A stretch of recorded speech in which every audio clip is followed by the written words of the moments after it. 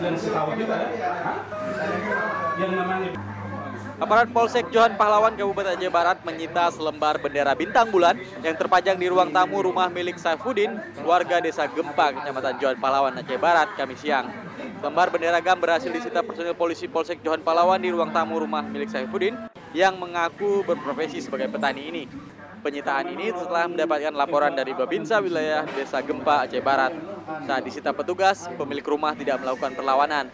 Bendera GAM yang terdapat tulisan Arab warna putih di atas garis hitam bagian bawah kini sudah diamankan di Mapolsek Johan Pahlawan, Aceh Barat. Pun demikian, Kapolsek mengaku belum mengetahui makna dari tulisan Arab yang ada di bendera ini.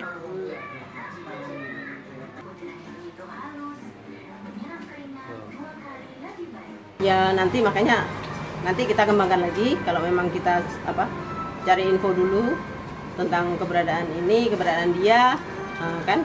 Dia sebagai apa gitu, nah, kalau emang perlu kita ambil keterangannya ya nanti kita panggil. Karena pemilik bendera tidak melakukan perlawanan, polisi hanya mengamankan barang bukti berupa bendera GAM ini. Sementara Saifuddin, pemilik bendera, belum dimintai keterangan lebih lanjut terhadap keberadaan bendera yang dipasang di ruang tamu rumahnya. Dari Aceh Barat, Raja Muda melaporkan untuk Aceh Video.